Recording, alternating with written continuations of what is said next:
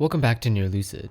Today we'll be taking a look at the Thera75 V2, a new take on a really interesting board from Create Keeps. Although I didn't own the V1, I have high hopes for this board as the last one seemed to be pretty cool, but I do hope the sound has improved as the last board definitely had a reliance on foams. To start off, Create Keeps hooked us up with some Lotus switches. These are factory loop JWKs. Next, we have two carrying cases with our components. Create Keeps does include an assembly guide, which is a really nice touch. Next is a polycarbonate plate, carbon fiber plate, and a foam kit, including battery compartment foam, thin and thick case foams, thin and thick plate foams, bottom PCB foam, and a PE foam sheet.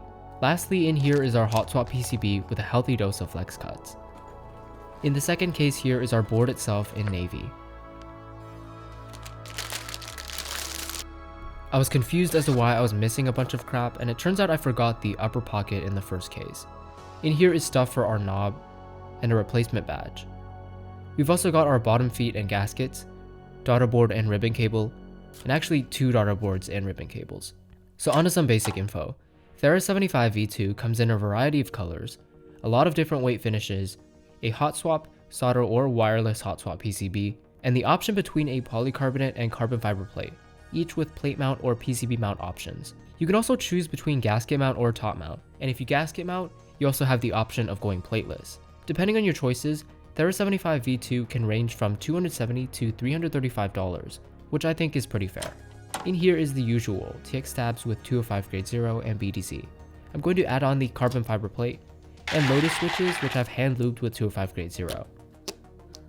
Next, I'll add on the gasket socks to the PCB to complete the inner assembly. Let's open up the case, insert the foam for the battery compartment, and insert our thin case foam. With Create Keeps including so much foam, there's a whole bunch of possible configs you could do for sound. But for now, I'm only going to include the thin case foam so we can hear the real sound signature of the board. We can finalize the build by connecting the daughter board, closing the case up, and installing GMK Striker.